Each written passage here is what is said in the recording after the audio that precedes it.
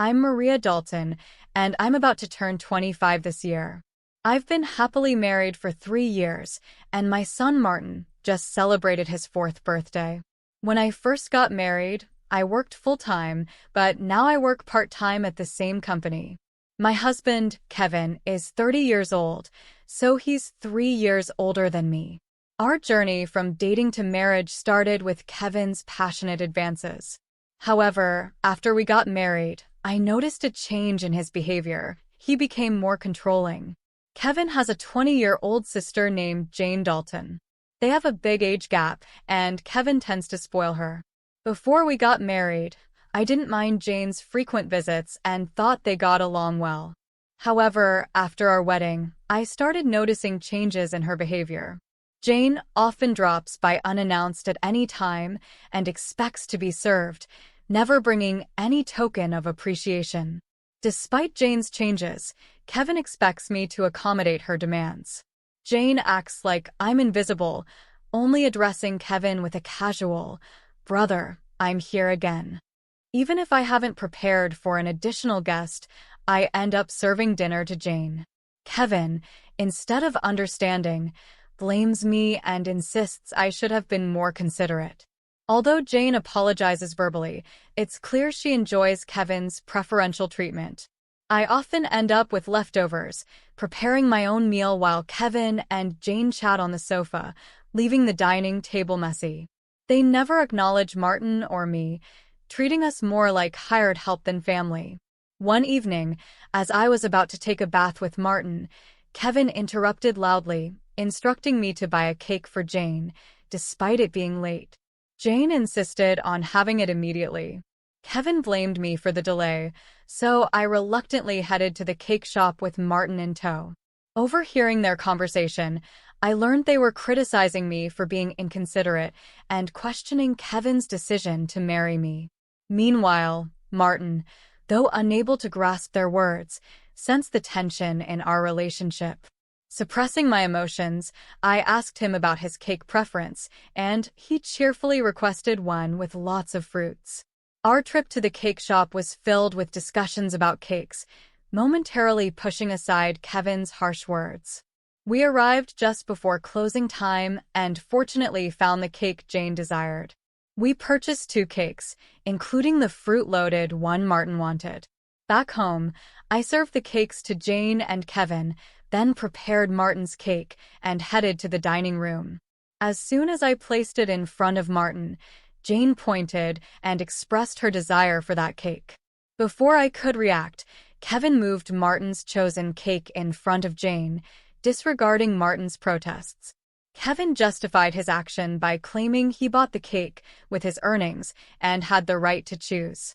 Unable to contain my emotions any longer, I voiced my dissatisfaction. In response, Kevin threatened me with divorce. Martin, who had stopped crying, anxiously held my hand and then, after some thought, said, "Mom, I also love cake with strawberries on it."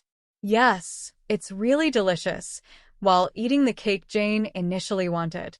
Feeling that Martin was enduring too much, I lifted his cake plate just as Jane reached for it.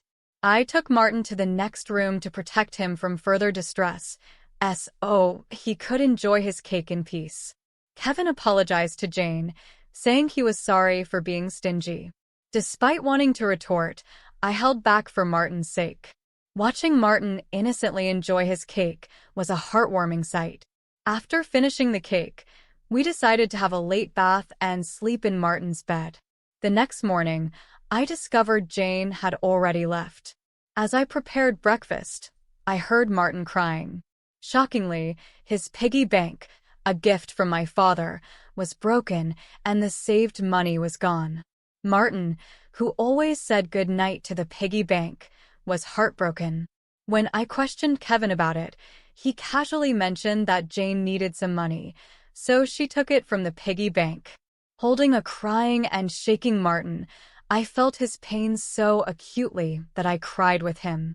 It was painful to witness Kevin prioritizing and caring for his sister more than our son. Expressing my anger and sadness, I confronted Kevin, breaking my usual silence on arguments in front of Martin. Without a word, Kevin went to the bedroom and returned with something shocking in hand: divorce papers. I discovered the hidden divorce papers that Kevin had tucked away somewhere. In a sudden burst, he confronted me, shoving the papers at me before storming out of the house with a loud bang. Martin, who had never cried over the issues with Kevin and Jane, seemed to have reached his limit, crying since last night. Unable to bear seeing Martin so hurt, I suggested skipping daycare for the day, and he happily agreed with a loud yes, showing a faint smile. We spent the day playing and bonding. Martin brought a picture book from the shelf, sat on my lap, and happily remarked, "The teacher at the nursery today was Mama, right?" He looked like an angel. His little heart seemed filled with patience. I decided to make the day special by taking a day off from work. Despite causing potential trouble at my workplace, they kindly understood the situation and granted me a day off. In the morning, we visited the park, played hide and seek, and had fun in the sandbox and on the slide. When we returned home for lunch, Martin appeared sleepy. Usually, he napped by himself, but today he fell asleep on my lap, just like when he was a baby. Though I initially thought of doing household chores during his nap, I decided that today was special.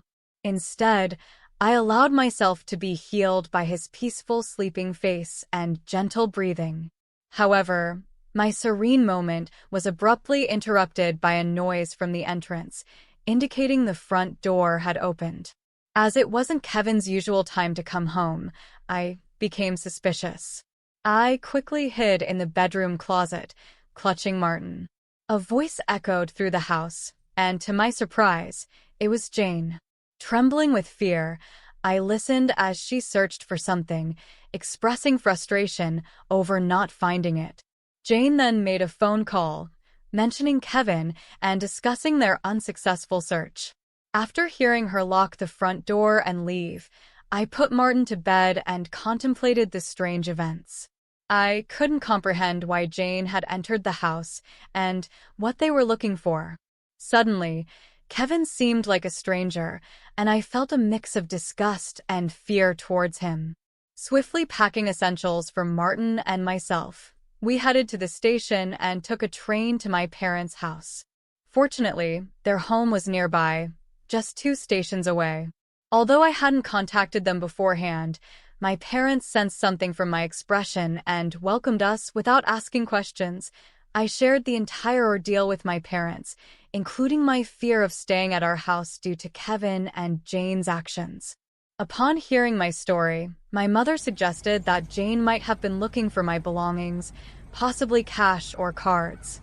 This made sense, especially given my past experience as a successful CEO in the handmade goods industry.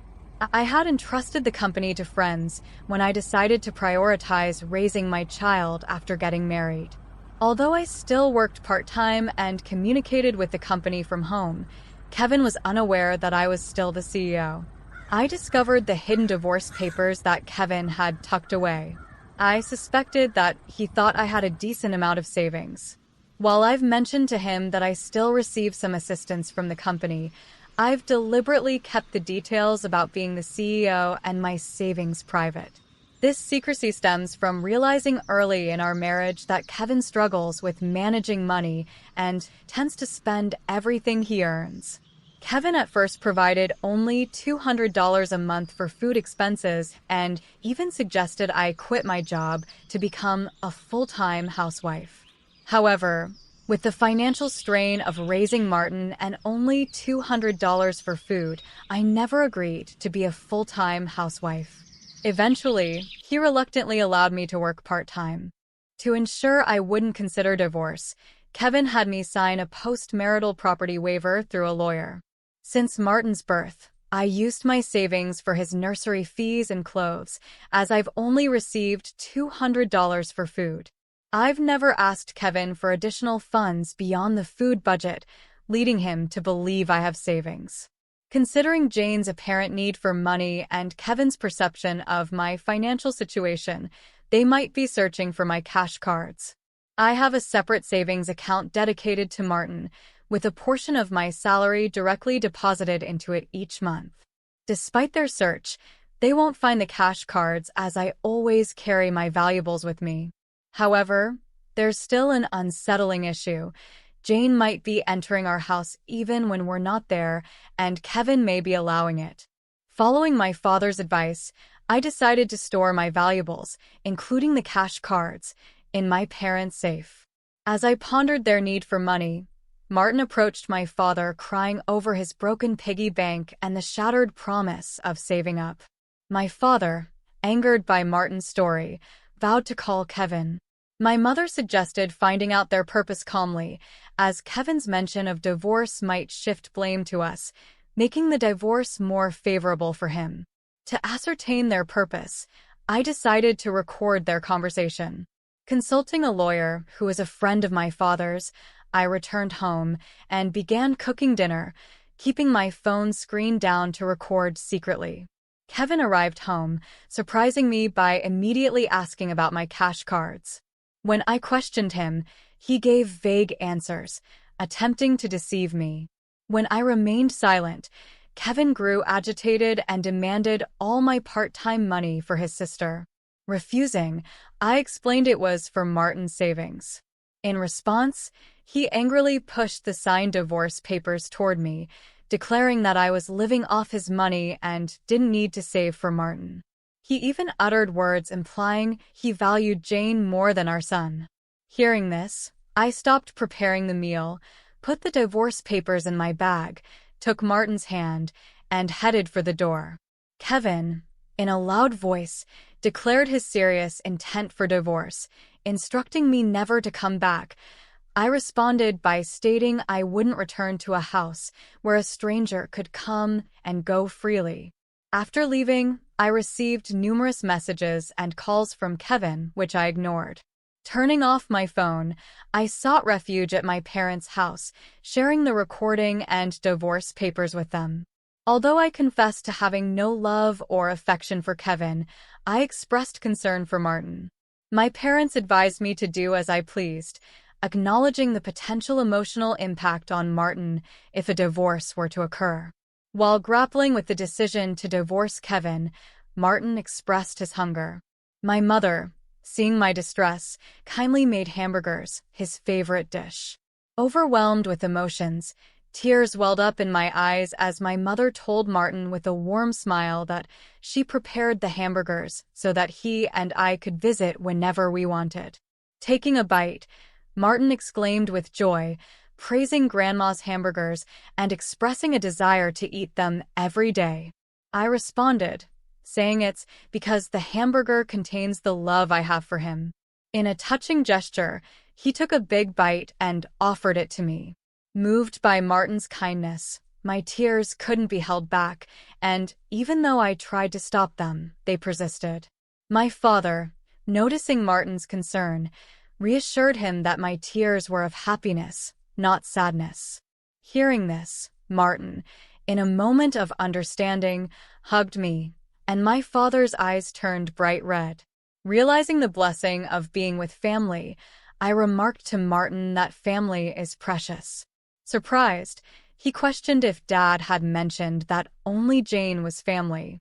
My father gently confirmed it, but then asked Martin if he wanted to live with them as family.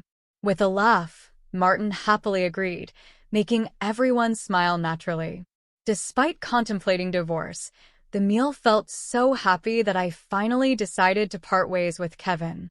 I planned to inform Martin about it, and even though discussing it weighed heavily on my heart, Martin seemed to grasp the situation.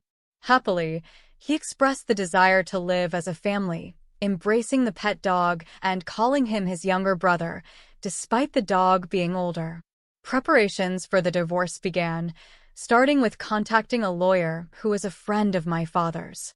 The next day, we formalized the contract, and my father and Martin shared comforting laughter while I lay in bed reminiscing about my childhood. The following day, upon checking my smartphone, I found over 200 calls and messages from Kevin, showcasing his emotional instability. Exhausted, I turned off my phone. With the lawyer's assistance, we explained the situation to my parents. Jane had accumulated significant debt from a casino and shopping addiction, and Kevin acted as her guarantor, planning to use my savings. The lawyer confirmed that the divorce papers had already been submitted, and Kevin sobbed upon realizing it was finalized.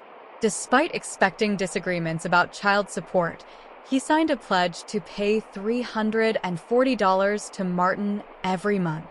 In a subsequent call from Kevin, his tone lacked aggression, and he calmly admitted to financial manipulation and explained his complex feelings toward Jane. I firmly asserted my decision not to reconsider and heard his faint sobbing before he wished me happiness and hung up, remaining strong until the end.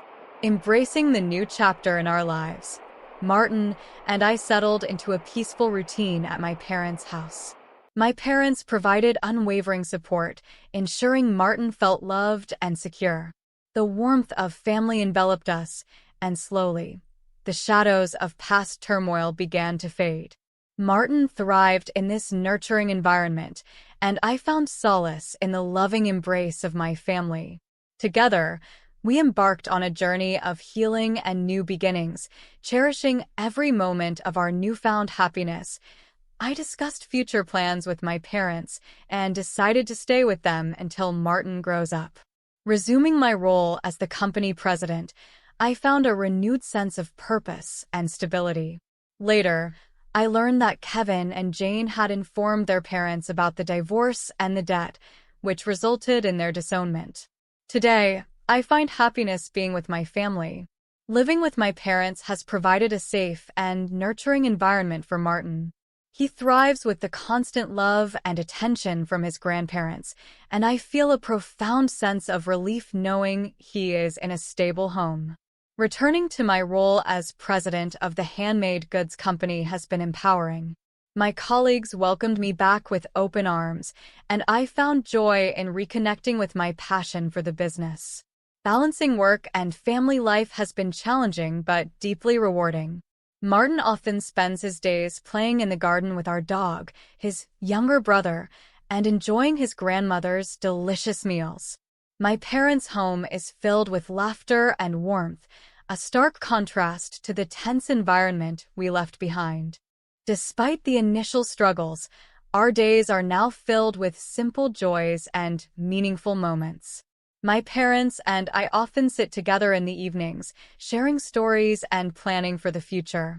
Martin's laughter echoes through the house, a constant reminder of the love and support that surrounds us. Reflecting on our journey, I realize how far we've come. The pain and uncertainty of the past have been replaced by a strong sense of security and hope. Our family bonds have grown stronger, and we face each day with renewed strength and optimism. In the end, the challenges we faced only made us more resilient. I am grateful for the unwavering support of my parents and the opportunity to create a loving and stable home for Martin. Together, we look forward to a bright future, filled with love, laughter, and endless possibilities. I discussed future plans with my parents and decided to stay with them until Martin grows up. Resuming my role as the company president, I found a renewed sense of purpose and stability. Later, I learned that Kevin and Jane had informed their parents about the divorce and the debt, which resulted in their disownment. Today, I find happiness being with my family. Living with my parents has provided a safe and nurturing environment for Martin. He thrives with the constant love and attention from his grandparents, and I feel a profound sense of relief knowing he is in a stable home. Returning to my role as president of the handmade goods company has been empowering. My colleagues welcomed me back with open arms, and I found joy in reconnecting with my passion for the business. Balancing work and family life has been challenging but deeply rewarding. I am able to work from home a few days a week, allowing me to spend quality time with Martin while ensuring the company continues to thrive. Martin often spends his days playing in the garden with our dog, his younger brother, and enjoying his grandmother's delicious meals. My parents' home is filled with laughter and warmth, a stark contrast to the tense environment we left behind. Martin has started attending a nearby preschool, where he has made new friends and is learning new things every day. His teachers often comment on his cheerful disposition and eagerness to help others. Despite the initial struggles, our days are now filled with simple joys and meaningful moments. My parents and I often sit together in the evenings, sharing stories and planning for the future. Martin's laughter echoes through the house, a constant reminder of the love and support that surrounds us. On weekends, we enjoy family outings to the park or local museums, creating cherished memories together. Reflecting on our journey, I realize how far we've come. The pain and uncertainty of the past have been replaced by a strong sense of security and hope. Our family bonds have grown stronger, and we face each day with renewed strength and optimism. My parents have been a pillar of support, providing guidance and comfort during challenging times. They often remind me of the importance of self-care and encourage me to take time for myself, whether it's reading a book, going for a walk, or simply relaxing with a cup of tea. In the end, the challenges we faced only made us more resilient. I am grateful for the unwavering support of my parents and the opportunity to create a loving and stable home for Martin. Together, we look forward to a bright future filled with love, laughter, and endless possibilities. Martin often talks about his dreams and aspirations, and I am committed to supporting him in every way possible. Whether he wants to be an astronaut, a teacher, or an artist, I will be there to encourage and guide him. As we move forward, I am determined to provide the best life possible for Martin. I have started saving for his college education and am exploring various extracurricular activities that he might enjoy. From music lessons to sports, I want him to have the opportunity to discover his passions and develop his talents. The support from my friends and colleagues has also been invaluable. They have offered words of encouragement, practical advice, and even a helping hand when needed. Their kindness and generosity have reinforced my belief in the goodness of people and the importance of community. I have also reconnected with some old friends, and we often arrange playdates for our children. These gatherings have been a source of joy and a reminder that we are not alone on this journey. Sharing experiences and exchanging tips with other parents has been incredibly helpful and reassuring. In this new chapter of our lives, I am focused on building a future where Martin can grow up feeling loved, supported, and confident. I am committed to being the best mother I can be, while also taking care of my own well-being. The road ahead may have its challenges, but with the love and support of my family, I am confident that we can overcome anything together. We continue to cherish the small moments that bring us happiness, a sunny day in the park, a bedtime story, or a family movie night. These moments remind us of the simple joys in life and the strength of our family bond. As we look to the future, we do so with hope, gratitude, and a deep sense of love.